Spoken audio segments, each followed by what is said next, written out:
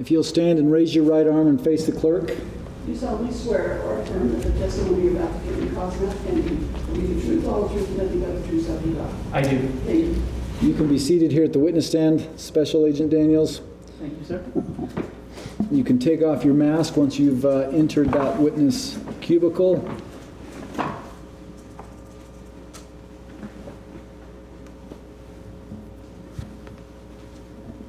Special Agent, if you'll make sure to listen to the questions that are being asked, wait for the person inquiring to finish their question before you begin answering, as we're making a record. Mr. Wood, you may inquire when you're ready. Thank you. Can you state your name and spell it for the record, please? Steve Daniels, Steve-Daniels.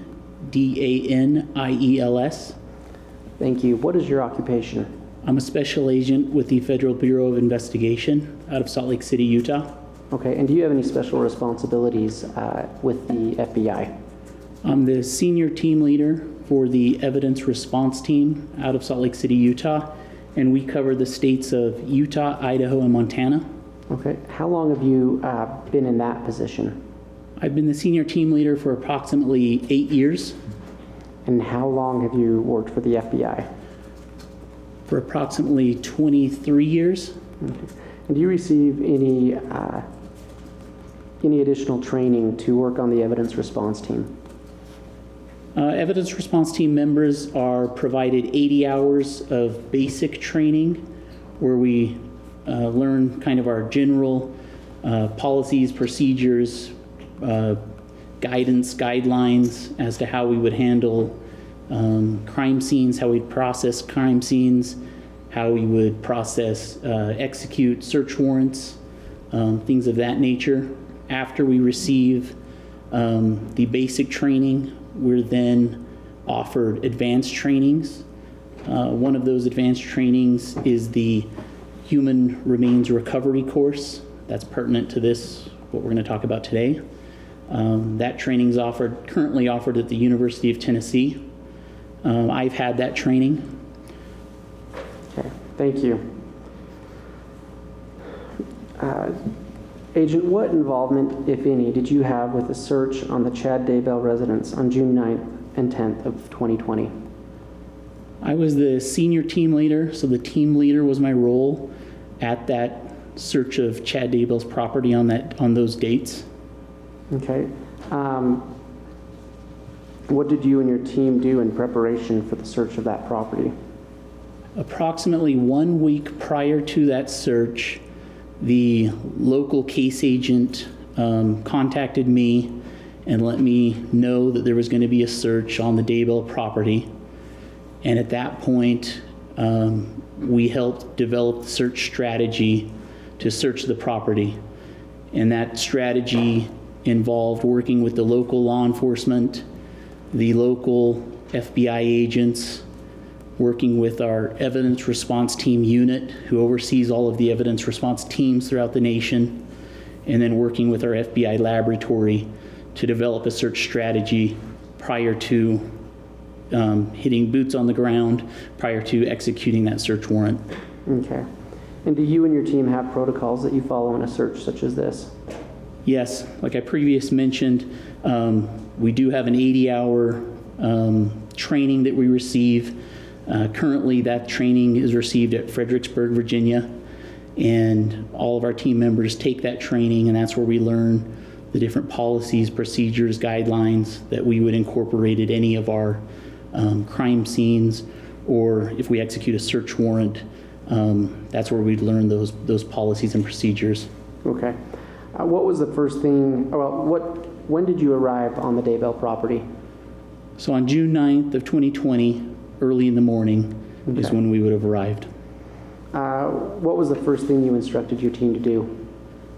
So in this case, we had a week of preparation, approximately, and I had already assigned roles to all of my team members. We had about 8 ERT team members who responded, and all of my team members already had preliminary roles assigned. Some of those initial steps or roles would have been ensuring that this scene was secure, ensuring that our team was safe, and then starting a crime scene sign-in log to document who was entering the scene, who was exiting the scene. We had a photographer already established. The photographer would have started creating entry photos. For this scene, we'd already established priority areas. So our photographer was already going to start initiating entry photos, starting with the eastern part of the property. And then as my role, the team leader, I have an administrative log or worksheet that I would have started to fill out. And then as the team leader, one of my initial roles that I would do is start conducting a preliminary survey of this crime scene. Okay. You spoke about areas of interest. How many areas of interest did you have when you arrived on the property?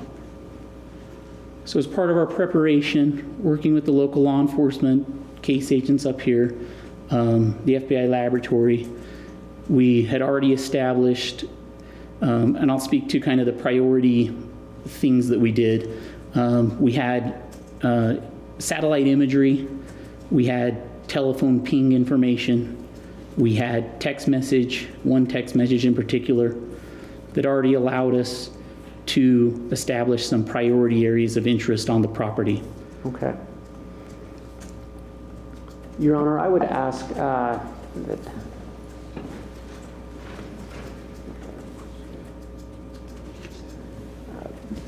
if the state could have State's Exhibit 10 shown to the witness, and if we could put it up on the easel. And it is a demonstrative exhibit.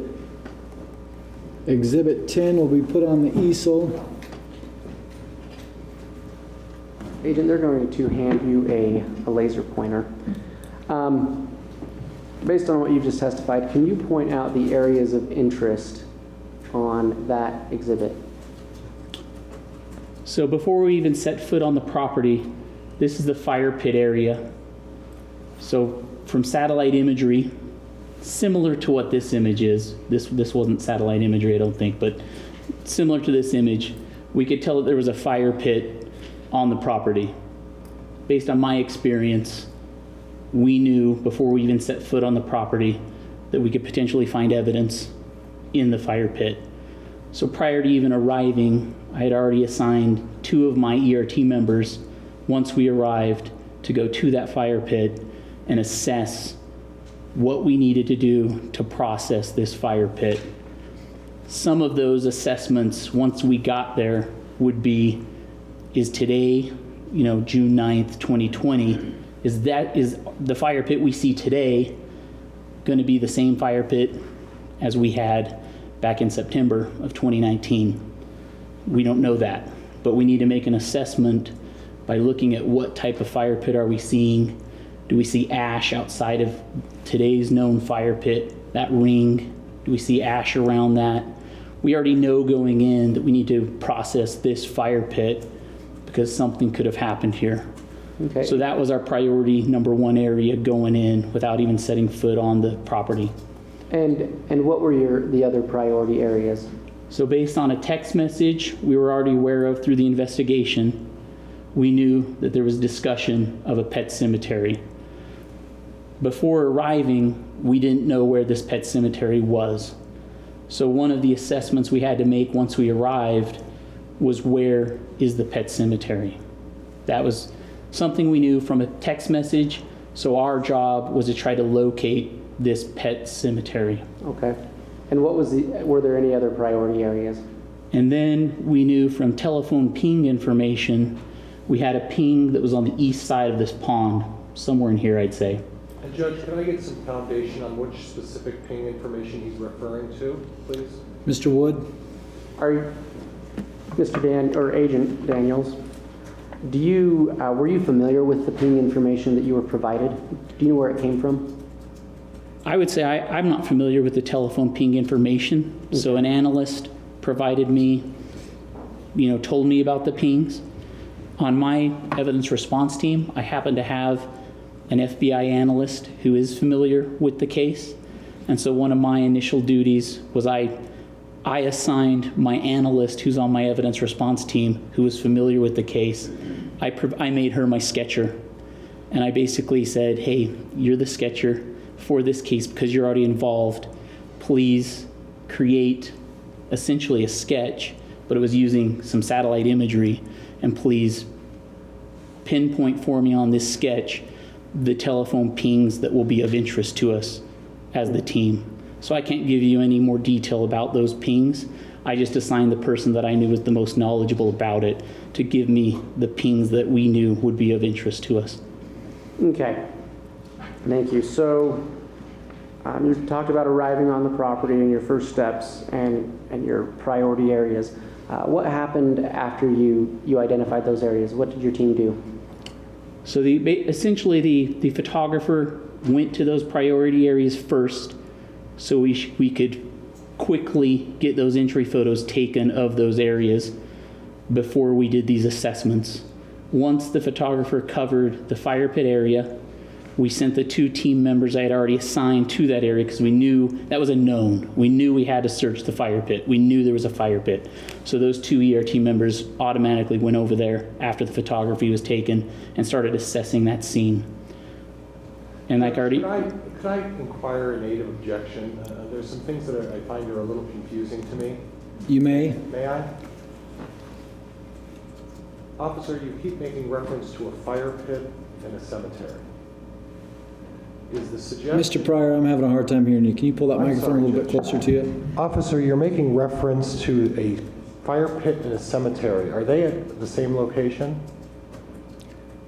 The fire pit we could see from satellite imagery. That's not what I asked you. I asked you whether the cemetery and the fire pit are in the same location.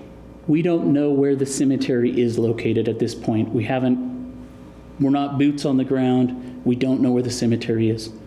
Okay. But you could see a circular area where there's a fire pit. Correct, from the satellite imagery. And that's a circular brick area where there's a fire pit. Is that correct? So once we arrived on scene, we could tell that there were circular bricks ringing a fire pit. So once we were on scene, we could tell what the fire pit consisted of. We were still trying to assess, and I haven't gotten to the pet cemetery, trying to find where the pet cemetery is. Okay. So we'll get to that in a minute. And Judge, he covered it. I think I'm going to have to clarify this on cross, and I think that's more appropriate. I just wanted a clarification that we're talking about 2 distinct areas, correct? Correct. Eventually, yes. Okay. Thank you, Your Honor. No problem. Mr. Wood, you may continue to inquire. Okay. So you arrive on scene and you send out your photographer, correct? Correct. And so what does your team do next? So the photographer starts with the known fire pit area. Okay. Once she's taken the entry photos of the fire pit, our 2 members that we assigned to the fire pit start their assessment of the fire pit to determine how we need to process that. The photographer then moves kind of towards that pond, and about that time, we make the determination based on seeing a statue of a dog, and then in front of the statue of the dog, there's what appears to be a grave. And I base that off my training that I've received, my experience of what a grave could look like, a clandestine grave, Okay. in front of this dog statue. And after you and your team make that determination, what do you do next? So that area where this dog statue is becomes what I call the pet cemetery. And I make that determination based on this dog statue, the possible graves that I identify in front of this dog statue, based on my experience.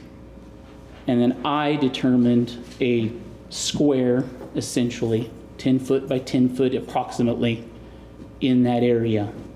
And that's what I determined was going to be our pet cemetery area. Okay. And what did you instruct your team to do at that point? The photographer continues her entry photos over towards the pond, and these are just entry photos, so just overall photos of this property. And then she continues kind of in a counterclockwise motion around the whole property. Meanwhile, I'm conducting a preliminary survey, trying to assess where this pet cemetery is, trying to locate that. And then the other team members are coming out. 2 team members are going to the fire pit, making assessments on how we're going to process that. Other team members are doing other roles. Eventually, we have, and when I say team members at this point, now we're probably starting to incorporate, it's starting to get beyond the evidence response team. So now we're starting to incorporate other law enforcement officers from Fremont County Sheriff's Office, from Rexford PD. So now law enforcement officers are starting to make assessments, starting to inquire around the pond for potential clandestine graves. Okay. I'm going to call your attention to the pond. Did you and your team discover anything there in that area? Yes. So eventually what happens is on the northeast side of this pond, near this tree, a clandestine grave is found. Your Honor, I'm going to ask that this exhibit that's been marked as State's Exhibit 21 be shown to the defense and handed to the witness.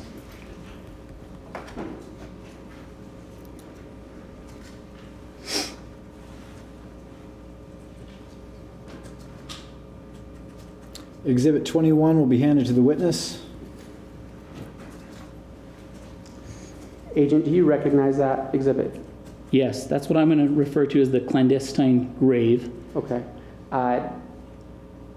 Have you seen that exhibit before? Yes. And you're familiar with it? Yes. Is it a photograph? It's a photograph that Did you take that photograph? I did not. Did a member of your team take that photograph? Yes. And did you incorporate it into your report? Yes. And is that photograph a true and accurate representation of what you observed on the ground in that area? Yes, it is. Your Honor, the state would move for Exhibit 21 to be entered into evidence. No objection, Judge. Exhibit 21 will be admitted. Can you describe what you see in that photograph? So this is what I would call an overall photograph of what this clandestine grave looked like before we've touched it or processed it. What I would describe as a raised berm. So it's a little bit raised in the center of this photograph. And surrounding this raised berm is a thicker vegetation. And then on this raised berm, the vegetation is a lot thinner and shorter. And that's essentially our grave site, what becomes our grave site, and what eventually we're going to call burial site number 1 on a lot of our paperwork. And so is it all right with you if we just refer to that as burial site 1? Yes. Okay. Your Honor, what did you instruct your team to do at burial site 1 once that site was located? So once we established the good possibility that this is a grave site, we moved to process this appropriately. And part of that is one of the first processes we want to do is we took photographs, and then we have some special equipment. We have a Faro scanner, and the Faro scanner is what we used for this scene to take measurements. And then we also have a total station, and we use that to take measurements. So the way we want to process this grave site is we want to layer by layer. We want to process this as we excavate down the grave site. And that allows us to kind of tell the story of how these human remains, how they were buried. Okay. And go ahead. Did you then excavate that site? And then we started excavating this site layer by layer. Okay. You say layer by layer. Can you just briefly describe how that process goes? So for burial site 1, we started by removing this upper vegetation off to get a better picture without the vegetation of what it looked like. And then, I don't know if you want me to keep going, but once we removed the vegetation, you could kind of see that raised berm, and then eventually you could see what looks like stones protruding through the ground. Your Honor, I'm going to ask that this exhibit marked as State's Exhibit 22 be shown to the defense and then handed to the witness.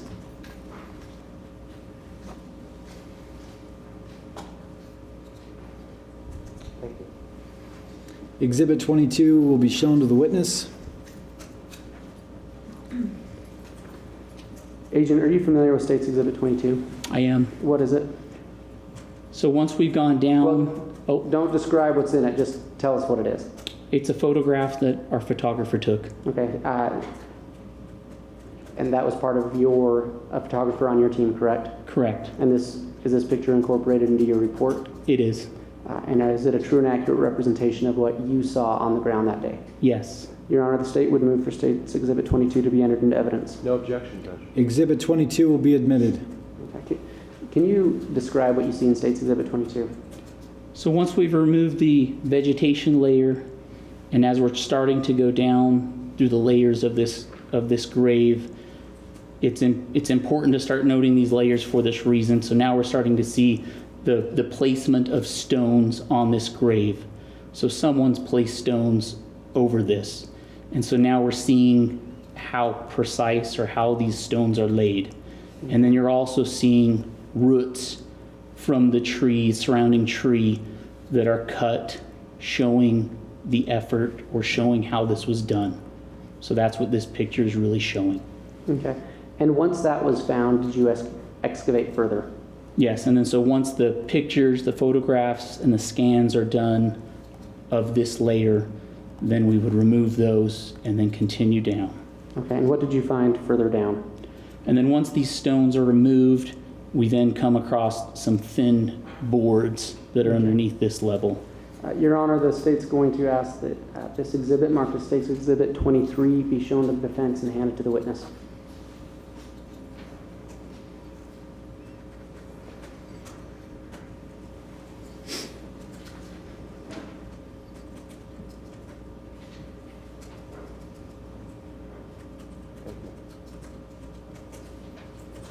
Exhibit 23 is now being shown to the witness.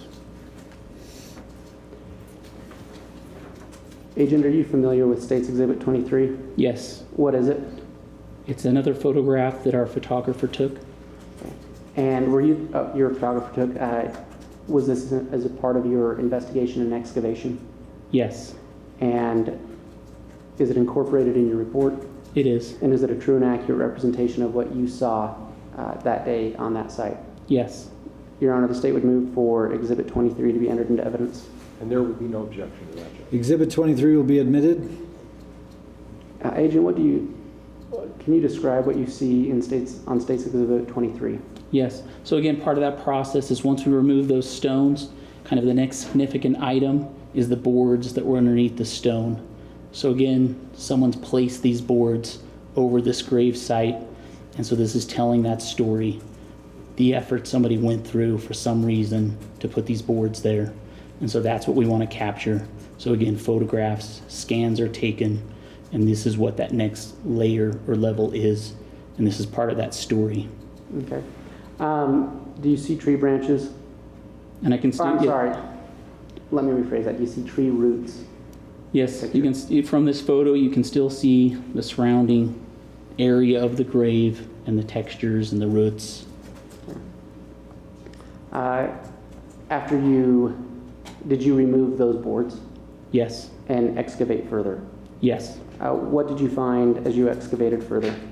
So as we continue to excavate, the next significant piece, the next significant thing that starts to be uncovered is a black plastic bag, a portion of a black plastic bag that appears to be like a black garbage bag, possible black garbage bag. And what did you do once you found that? Once we saw what appeared to be the black garbage bag, we needed to kind of verify, do we have human remains here? And so it kind of fell upon me to get in there, and I took a razor blade and I made a cut to this garbage bag. Prior to making the cut on the garbage bag, I got in there with my hands and I just kind of removed the dirt around the object, and the object was just a, oval shaped object, and the plastic bag was just tightly wrapped, tightly against this oval shape, and to me it just felt like the shape of a skull. Okay. Your Honor, I'm going to ask that this exhibit that's marked as State's Exhibit 24 be shown to the defense and handed to the witness.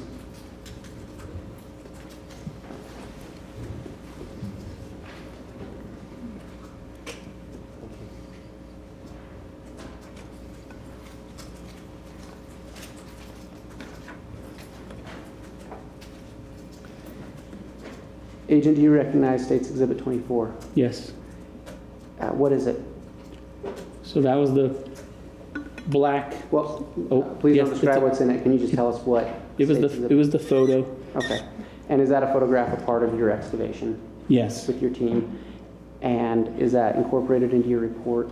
it is. And is it a true and accurate representation of what you saw at burial site 1? It is. Your Honor, the state would move for Exhibit 24 to be entered into evidence. And there's no objection, Judge. Exhibit 24 will be admitted. Can you describe what you see on State's Exhibit 24? That was the part of that black plastic that we initially saw. That was what I got, as close as I could inside this burial. And with my hands, I uncovered that dirt that you can see in this photo. And that was what I was scraping off around that oval shape that just felt like a skull. And that was the plastic black bag that was tightly, up against whatever object was inside. Okay. And then I took that razor blade, and in order to even cut through it, I had to pull that plastic bag off of whatever was inside to make a cut. And then obviously I tried to make my cut as gentle as I could, not to disturb any forensic evidence. And then once I made the cut through the black plastic bag, a white plastic bag was underneath. And the white plastic bag, appeared to me to be a possible white garbage bag with diamond-shaped texture to it. Okay. And what did you do once you found that? So when then on the diamond, or on the white plastic bag underneath, I pulled that one up and I made a similar cut with the razor blade. And then as I cut through the white plastic, that's when the, possible human hair started coming out onto my hands, and that was the point where we determined this is human remains. Okay. And what did you do after that?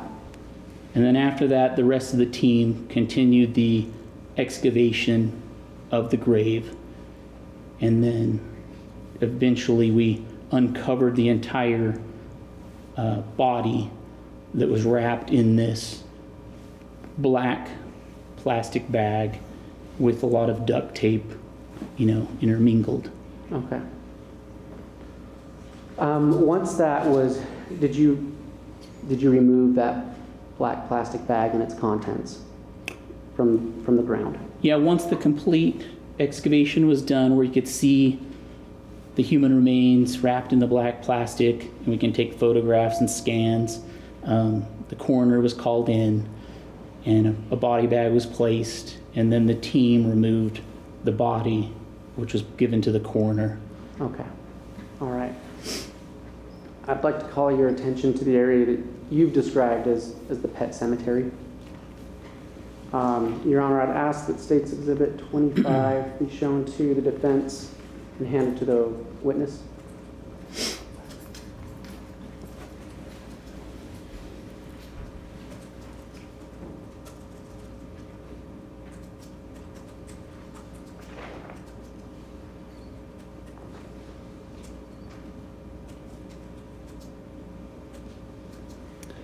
Exhibit 25 is being shown to the witness.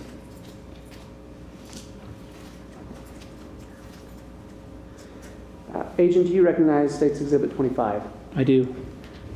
What is it? It's a photograph that our photographer took. Okay, and that was, is that incorporated in your report? It is.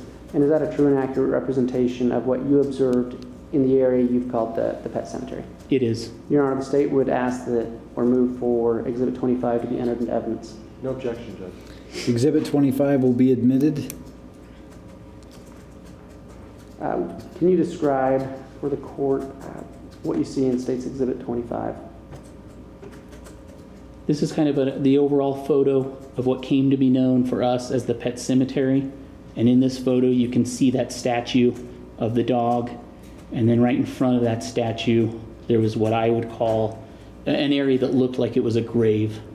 And then near that grave, there was what I would say were maybe 2 or 3, maybe besides that one, maybe 2 other areas that looked like they could have been graves to me. I imagined these graves, since it was a pet cemetery, or we thought pets were buried here based off a text message. We, logically figured there could be animals here. We did have an anthropologist with us, and when we started our processing of this scene, I had a team start processing this scene, and we put the anthropologist with that team so that the anthropologist could help them determine the difference between animal or human bones if they found any. Okay. And how did you then begin processing that site? So we started with just kind of our assessment of possible graves that we could see there. And then based off that, I created, an area, kind of a square area, 10 foot by 10 foot around those potential grave sites. And that was what we called our pet cemetery area. And then that was the area we initially started excavating. The team that started processing that, kind of similar to burial site number 1, we removed the vegetation, that first layer, to see what we were dealing with. Can we see any, these graves, can we see, get a better picture of them once that vegetation's moved? And then we started having them, using hand tools, try to figure out if they could find animal remains, is what we thought we would find. And they did end up finding 2 sets of animal remains. Okay. And that was kind of the first step. Okay. And then what did you do after that? After the animal remains were found and moved to the side, we used a backhoe to come in, and the backhoe then excavated that initial, what I'm estimating to be 10 foot by 10 foot area. And the backhoe went approximately 2 feet down after that in that approximately 10 foot by 10 foot area. And we also took, for this area and all areas, we have measurements, that we shot in. So we know exactly on this property where that area was. So we know this approximately 10 foot by 10 foot area. We know where that is on the property.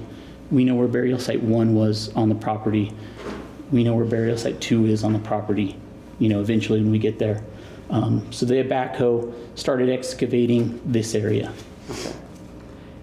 And what happened as the backhoe started what happened after that? So once the backhoe had kind of processed this 10 foot by 10 foot area, gone approximately 2 feet down, the backhoe started to expand from the 10 foot by 10 foot area, going a little bit north.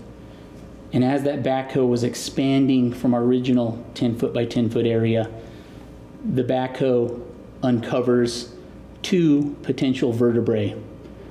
And we stop and we have our anthropologist make an assessment on those bones. Are they animal? Are they human? Our anthropologist couldn't make the determination with those 2 bones at that time. As I'm standing there waiting for the assessment to be made from the anthropologist, I caught an odor that I can associate with my experience with possibly being decomposing, human remains. Okay. And between waiting for the anthropologist to make an assessment that she can't make yet, and then smelling the possible, odor that I'm familiar with of possibly being decomposing flesh, I made the decision, okay, we're going to stop using the tractor. Let's get the tractor out of the way, and then let's have the team focus on hand tools, and let's see what we come up with right here. Okay. This is interesting. So when you recovered the 2 animals you talked about, did you experience that same smell? No, I did not. Okay. So you said you moved on to hand tools. Tell us what happened then. So as the team was using, excavating this area, just a little bit north, kind of at the I'd say, I'm estimating right now, kind of at the north side of our 10-foot by 10-foot original pet cemetery area. We eventually, the next significant thing is we hit a bone, you know, sticking out of the ground, and it kind of leads into some flesh. And at the time, our anthropologists still can't make a determination if that's animal or human. And so the team starts trying to excavate whatever this is. And then eventually, we're able to excavate a few pieces. The major piece ends up being a pelvic piece. And is that something you recognize as being a pelvic piece? I'll say possible pelvic piece, Okay. but I mean, a pelvic piece is pretty familiar to me. So I would say I could recognize it, but I'll say possible pelvic piece. And what else did you find that day? So that was significant. These pieces at that time was significant. Once the team, you know, recovered those pieces, based on those pieces that were recovered, the anthropologist. I'm going to stop you right there. Okay. Without testifying as to what the anthropologist told you, Okay. did you ask the anthropologist to make an assessment? Yes. Okay. And what happened in your search after that? So that was essentially that was where we stopped processing for the day. Okay. So that became we knew at that point we had found human remains. So that was where we stopped processing for the day. That became then burial site number 2. I then made a new perimeter, a new outline of where our new excavation site would be for burial site number 2, based off those remains we just found. And that's all going to be mapped in, so we have the data for this new area. And that's burial site number 2 now. And then that's essentially where we ended for day 1. Okay. And then the pieces that were recovered, and those pieces appeared to be burned. Some of them were pink still, so there's a lot of tissue still involved. And then again, it was pieces, so dismembered. And then those pieces were put in a body bag. The coroner was there, sealed up by the coroner, and then removed from the scene. So all human remains from day 1 were taken, you know. Okay. And to your knowledge, was the scene secured at that point? Yeah, and then so all general evidence, so besides the human remains, which is what we've been focused on, there was a lot of other searching going on, taking place. All general evidence from the day was sealed up, documented, you know, through our paperwork. And then that was all provided to the Rexburg Police Department, and that was handed off to them at the end of day 1. Okay. And then the scene was secured. The local police, Fremont County Sheriff's Office, Rexburg Police Department secured the scene overnight, and then ERT departed late in the afternoon on day 1. Okay. Your Honor, I'd ask that this exhibit marked as State's Exhibit 26 be shown to the defense and handed to the witness.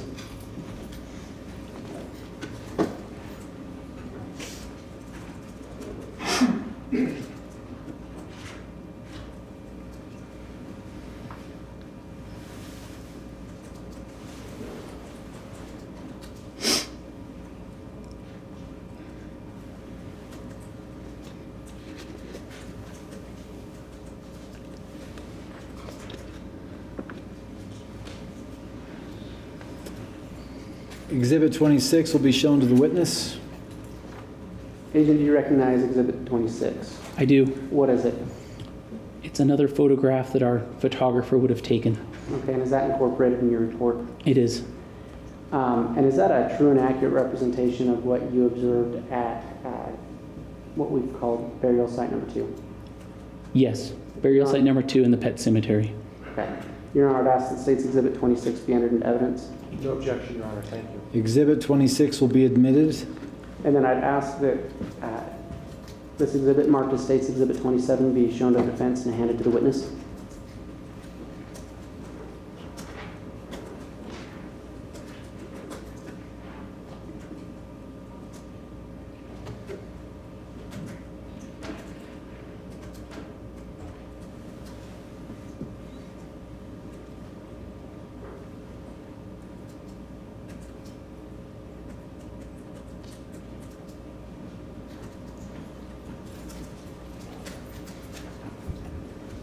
Exhibit 27 is being shown to the witness. Agent, do you recognize Exhibit 27? I do. What is it? That shows burial site number 2, and those are the stakes that I put up to mark the perimeter of burial site number 2 once we had identified the human remains. Okay. And is that a true and accurate representation of what you observed at burial site number 2? Yes. Your Honor, I'd move for State's Exhibit 27 to be entered into evidence. No objection, Judge. Exhibit 27 will be admitted. Agent, you talked about, and correct me if I'm wrong, please, how you started excavating, or at some point you were excavating burial site number 2 with the backhoe, correct? Correct. And then you expanded your search northward. Correct. Is State's Exhibit 27, did you compare that with State's Exhibit 26? Is that spot in 27, is that northward of where you originally started excavating site with the backhoe? It's kind of right on that border. Okay. And so it's kind of hard to tell without looking at the final data from our Faro scanner and our total station. It's kind of hard for me from these photos to say if they overlap Okay. or not. That's- So we kind of need to wait till we see that final data. Okay. Exhibit 27, is that the area where you discovered the bones that you talked about on day 1? Yes, the bones that were eventually for burial site number 2. Okay. Now, yes, thank you for burial site number 2. Thank you. And did you resume your search or your excavation on June 10th? Yes. So June 10th, in the morning, we arrived back on scene, and we would have started a similar process: crime scene sign-in log, entry photos again to show how that scene is at that time. I would have started another for the team leader. I would have started another admin log that I would have filled out, and then another preliminary survey. And then our primary, we had a lot of objectives, but the primary objectives were obviously to finish the excavation of burial site number 2. And I think we were still finishing the processing of the fire pit area. And we haven't really talked about that, but finishing the fire pit area. Okay.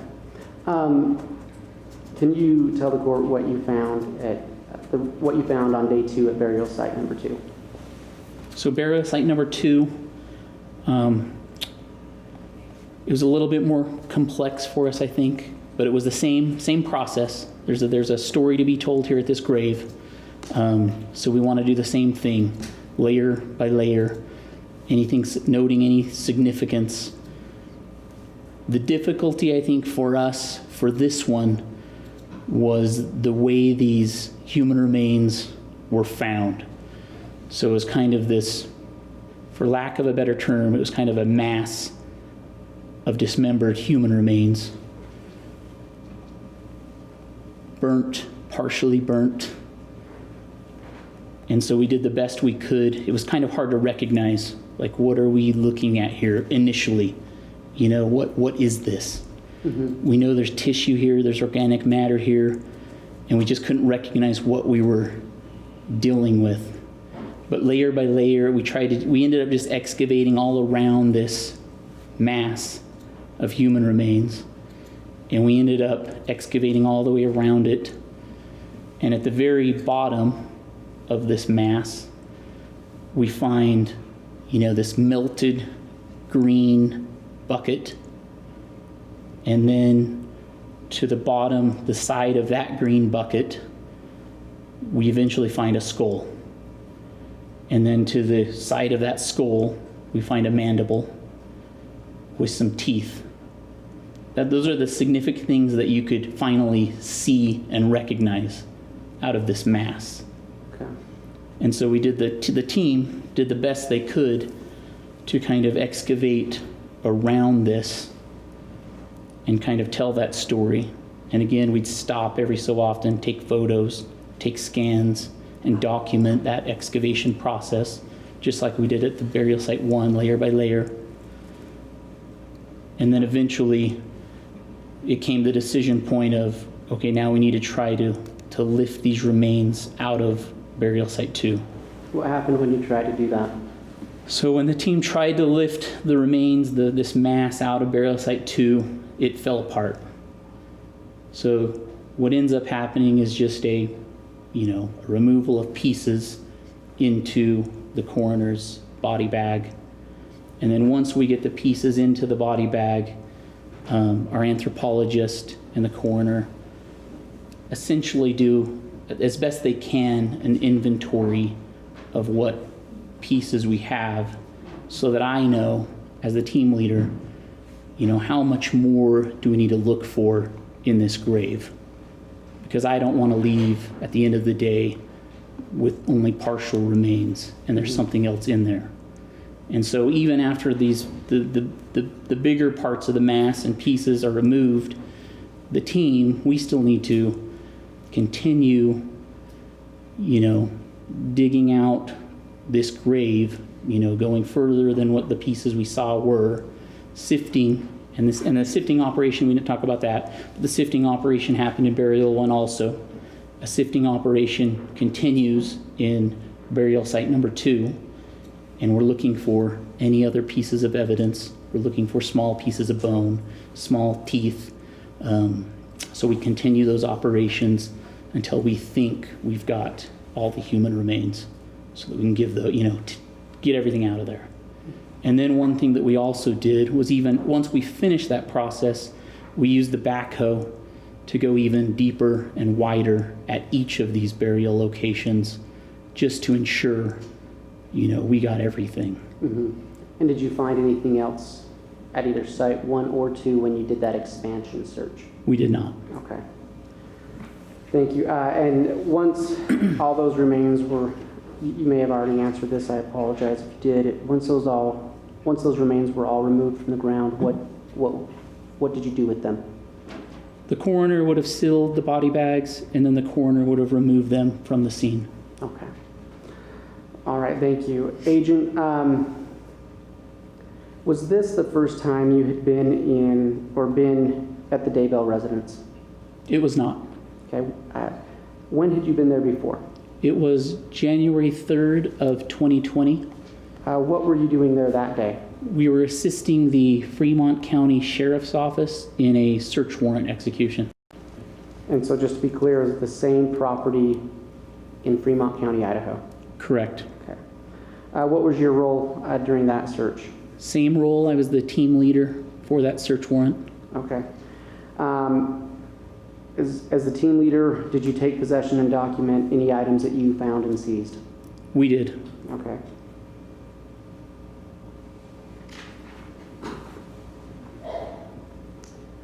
Your Honor, the state would ask that State's Exhibit 28 be shown to the defense and the witness, along with State's Exhibit 29. Exhibits 28 and 29 will be shown to the witness. I'm going to call your attention to State's Exhibit 28. Do you recognize State's Exhibit 28? I do. What is it? It's an LG cell phone. Instead of describing the contents of it, just in general, what is It's a Exhibit 28? photograph that our photographer would have taken. Okay, and have you had a chance to review that photograph before? I have. And is it a part of a report that you prepared in your role as a team leader in a search? It is. Okay. And is that a true and accurate representation of what you saw on January 3rd, 2020? It is. Okay. Your Honor, the state moves for Exhibit 28 to be entered into evidence. No objection, Judge. Thank you. Exhibit 28 will be admitted. Call your attention to State's Exhibit 29. Do you recognize State's Exhibit 29? I do. What is it? It's another photograph that our ERT photographer would have taken. Okay, and is that photograph a part of your report as the team leader? It is. And is that a true and accurate representation of what you saw in the Daybell residence on January 3rd, 2020? It is. Your Honor, the state moves for Exhibit 29 to be entered into evidence. And there would be no objection, Judge. Exhibit 29 will be admitted.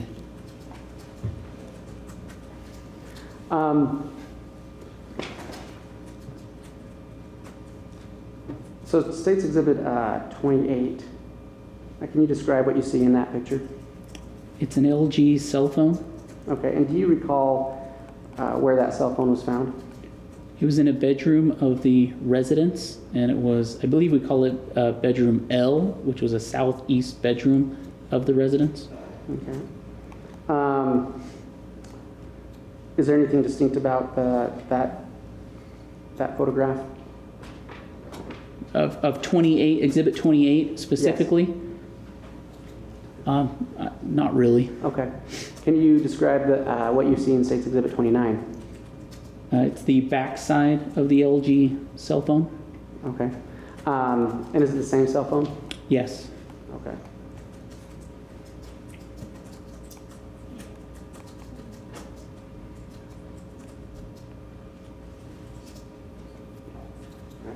And is there anything distinctive that you see in State's Exhibit 29? Yeah, at the residence, this one was distinctive just because this picture shows the clear bubble case that it had with the heart shapes that were inside of it. And then the cell phone on the back, this one was blue in color. Okay. And what did you do with the evidence found in State's Exhibits 28 and 29? This evidence item for us was item 21, so it was packaged by the ERT team, and at the end of the day, I seized the evidence, and then I gave all of the evidence to Lieutenant Joe Powell with the Fremont County Sheriff's Office, and then he took the evidence, and that was at the Daybell residence. Okay. Your Honor, the state has no further questions at this time. Court notes that it is 12 o'clock straight up. Mr. Pryor, would you like to proceed with cross-examination after lunch? Judge, if that's acceptable to the court, that would be my preference, Your Honor. We'll do that. We'll take a recess for lunch. We'll reconvene at 20 after 1, and we'll proceed with cross-examination of this witness. All right. We'll be back on the record. The court just returned back from lunch. The state had finished their direct examination of Special Agent Daniels. We're moving on to cross. Is that correct, Mr. Pryor? Yes, Your Honor, it is. Special Agent Daniels, if you want to come forward again, you can have a seat at the witness table.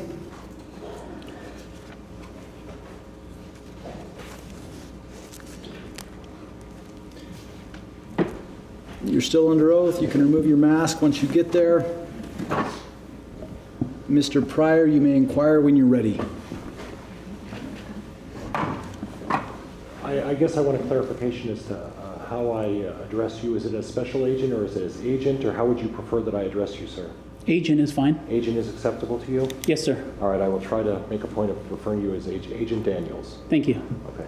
Agent Daniels, can you give me an idea of how many people were at the scene on the June 9th warrant in terms of law enforcement? We have a crime scene sign-in log, so I would ultimately refer to that to make that assessment. Just to give an estimation, I would estimate we probably had about 50 law enforcement personnel, maybe up to 100 people. Was anybody at the FBI designated as the person to watch family members and the residents of the home? I wouldn't be able to answer that question. Were you the chief officer in charge of all operations at that scene at the time? No, sir, I wasn't. Okay, who was? I was the senior team leader responsible for the processing of the crime scene, Okay. not over all operations that day. Okay. Do you have any idea who was the chief officer in charge of all operations that day? I guess I probably wouldn't be able to tell you that, no. Okay. Okay. What's an administrative log? The administrative worksheet or administrative log is the evidence response team paperwork that I, as the team leader, would be responsible for filling out. And that's something that you maintain in your possession, is that correct? Yes, throughout the day, that would be something that I would be filling out. And ultimately- There's a chance that I could have another team member or somebody else fill out that log. It doesn't have to be just me, but that would be my responsibility. And then the safekeeping of that log would be in your responsibility? Would be your responsibility? Again, that could be me. I'd be the primary person responsible for that log, but I could designate another team member to fill out that log. For example, that log is also on there's a digital format for that log, which is on a laptop. So if one of my team members was working that laptop, they could be filling out that information on the laptop. And ultimately, at the conclusion and when the reports are written, that administrative log is something that you refer to and you provided it to the prosecutor, correct? Yes, at the very end of the day, I would review those logs, and then I would submit that with my report as an attachment to my final report. Okay, thank you, officer. Thank you, Agent Daniels, I'm sorry. You talked about surveying of the crime scene. There were a number of pictures, a number of photos, a significant number of exhibits, and you described what you called the pet cemetery. Is that correct? Yes, Okay, now, you described that your dig area was approximately a 10 by 10. Is that what you were saying? Is that the Mr. way I- Pryor, I'm having difficulty hearing you again. Can you pull that right in front of you? Thank you. The crime scene that you described as the pet cemetery, you had noted that there was like a 10 by 10 area. Is that correct? the area that I described as the pet cemetery, once we were there, my estimation of its size was 10 feet by 10 feet square. Okay, would it surprise you that that area is almost 20 by 20? Objection assumes facts, not in evidence. I'm not offering facts, I'm asking if it would surprise him whether or not the pet cemetery is twice as large as what he's suggesting. Overruled. Would it surprise you to learn that that pet cemetery is over 20 by 20? I designated my own pet cemetery area, so it wouldn't surprise me if somebody else had their own pet cemetery area, no. And that's what I guess I want to clarify, officer, and I'm not trying to imply that you're being in any way suggesting anything otherwise. You designated an area that you felt was the pet cemetery based on where you thought they should start excavation, correct? Correct. But if you're viewing the pet cemetery from the aerial, it would not surprise you that it was a much larger area where the soil had been overturned. Would you disagree with that? I didn't assess where the pet cemetery was based on any aerial imagery. Okay. But did you base the pet cemetery of the 10 by 10 as the actual area that was all dug up and where the ground had been at least disturbed? So I made my assessment as to where the pet cemetery was based on my visual observation from the ground, and I determined a 10-foot, approximate 10 foot by 10 foot area. That was my designation. And that designation was an area within the ground area that you felt was of potential significance, correct? Correct. So in reality, the area, there could be ground that expands beyond what your designation is. Is that fair? That's fair. Okay, so in simple terms, the pet cemetery you described could be much smaller than the pet cemetery that's visualized from the air, or in reality what the actual size of it really is. Would that be fair? Yes, somebody else's pet cemetery could be larger. Okay. So when you designated the pet cemetery and you decided to do the dig, you uncovered 2 animals, correct? That's what I observed, yes. Okay. And the two animals were never identified, is that fair? I observed the animals to be a dog and a cat. Okay. And then you mentioned, and you're basing that on your experience of what you think a dog and a cat look like? Yes, sir. Okay. Now, you didn't dig up the entire ground around that area, did you? Not the entire ground, no. Right. And you mentioned that there were 2 or 3 other areas that could potentially be cemetery areas close proximity to that property, correct? Close proximities to what property? To the pet cemetery. Within what I called the pet cemetery, there were 2 or 3 potential graves. Okay. Did you dig all of those up? Yes, sir. That area was excavated. Okay. But within the area outside of the pet cemetery where the ground was still disturbed and loose soil was evident, you didn't dig up that entire area, did you? So the area that I assessed to be visually where I could see what I thought could be graves, that was excavated. Okay. With our data, our total station data, and our Faro scanning data, Okay. we will know what areas we excavated and what areas we didn't. Okay.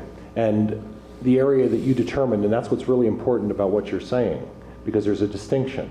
The area that you designated as potential graves doesn't necessarily encompass the entire area where the soil in that 20 by 20 is located, is it? I don't know what 20 by 20 area you're referring to. Well, I made a representation that is it possible that the area that you explored, that you're describing as the pet cemetery, you designated how big that area was. But there's a possibility that the area that you're talking about is much bigger than 10 by 10 in terms of the soil that's disturbed in that area. Is that fair? Objection, he's misstating the witness's testimony. I'm not misstating anything. I'm asking him, he didn't dig up the entire soiled ground in the area. Is that true? We did not excavate the entire property. That is true. Okay. We excavated the areas that I assessed, that I called the pet cemetery, Okay. and the burial 1 and burial 2 locations. So you can't tell me to a certainty that there aren't any raccoons in the general area known as, that's marked where that headstone is, correct? I'm not going to be able to tell you if there are other animals buried on any of the other property besides the locations we excavated. Right. So in other words, the simple answer is you didn't excavate the entire plat of land that was dug up. You excavated what you thought was designated as potential sites for remains. Is that fair? That's not correct. Okay, well, why don't you correct me? Again, we excavated the pet cemetery that I designated. We excavated burial site number 1 that I designated. Right. We excavated burial site number 2 that I designated. Okay. Those locations, those specific locations, are going to be documented in the data that our Faro scanner documented. Those locations are going to be documented in the total station data that we collected and documented. That information is going to be provided to you. That information is going to be provided to the prosecutor. From that, we will be able to make demonstrative exhibits, and you're going to be able to know exactly where those locations are that we excavated on this plot of land. Would it surprise you to learn that I've been out there a number of times and I observed exactly where you excavated, and it's obviously very clear. Would you disagree that you left an imprint when you did this excavation? I would not disagree. Okay. Would you disagree with me that there are grounds and pieces of property that have been disturbed, or that are the ground is not solid beyond what you designated as the pet cemetery? Would you agree or disagree with that? I would agree with that. Okay, that's what I'm trying to get at. So based on that, with these extra grounds around what you did, what only you decided was what you felt was relevant as far as the pet cemetery, there could be raccoons within that, or a raccoon within that property, correct? There could be raccoons Right. on that property. Okay. Did you identify any other parcels of the property when you were out at the Daybell residence that also had markings and indications of other pet cemeteries on the property? I did not. Okay, did you look in any other places other than the 2 sites you chose? So the rest of that property was searched. We conducted line searches of the entire property. We had 5 cadaver dogs search the entire property. So other searches were conducted of this entire property. Okay. And did the other searches, other than the cadaver dogs, include looking at places where the ground was also disturbed within the 4 acres that were out there? We assessed all 3 to 4 acres of this property looking for clandestine graves. Okay. And we stopped with our burial site number 1, burial site number 2, and once we discovered the human remains in burial site number 1 and burial site number 2, and we recovered those remains, that was where we stopped. Okay. So you did not go around, and I'm interested in the phraseology that you use, we assessed. So I'm not really sure what we assessed means. Does it mean you looked at the ground? Does it mean you looked at the adjoining buildings? What does that exactly mean? Yes, sir. So in order to conduct a line search, we were essentially in a line, and we looked at the ground very systematically, very methodically, and we went back and forth across this property, looking at the ground, looking for indications of a clandestine grave, because that's what we were there looking for. And explain to me what you refer to. You've used that expression a couple times. What do you refer to as clandestine? Please tell me. So an instance where somebody or persons are trying to hide human remains in a grave. In this case, an outdoor scene, an outdoor grave, similar to burial site 1, where somebody has hidden the remains of a young boy Okay. in burial site 1, and then they've placed stones on top of that body. Right. And I a appreciate board that. on top of that body. Mr. Judge, Pryor. I'm going to object. It's going beyond the question I asked. He's embellishing and he's adding to his answer. And quite honestly, I'm going to move the court to strike the remainder of his answer as non-responsive. Your Honor, he asked the question. The agent answered his question. He can't move to strike that. Judge, I asked him what the definition of a clandestine, and then he took it upon himself to decide to add all of the other facts about what he calls the pet cemetery and the other site. And quite honestly, it was absolutely unresponsive. What the officer's doing is he's trying to add more and more to the answer, and quite honestly, I'm somewhat frustrated with his method of avoiding answering my question and yet getting in all sorts of additional information. So I'd like this witness directed to answer my questions. Mr. Pryor, you asked, what do you refer to as clandestine? Please tell me. I listened to the witness's answer. It's clear the witness was describing what he referred to as a clandestine grave site. I'm not going to strike that from the record. Okay. Now, you also talked about a fire pit. Yes, sir. And in relation to what you described as a pet cemetery, where was the fire pit? Do you have a marker you could mark for me? Yes. So the fire pit was Just so the record's clear, which exhibit do we have on the easel there, Mr. Wood? That's State's Exhibit 10. Exhibit 10 is being looked at. It's on the easel. The witness is using a laser pointer pursuant to Mr. Pryor's inquisition here. So June 9th, 2020's fire pit was located in this area. Okay, what to the closer to you? It looks like there's some brown ground right to the and I'm not sure of actually the direction that is behind the house where you pointed to where you're saying there's a fire pit. Why don't you point out where you think the pet cemetery is? So my pet cemetery that I described, that I assessed and found, was right about there. Okay.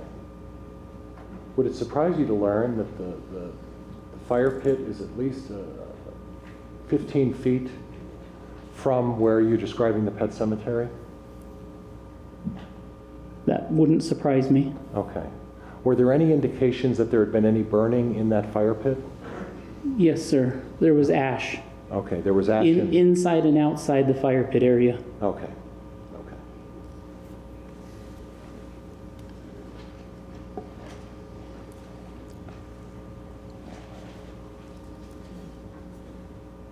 How deep was burial site number 1?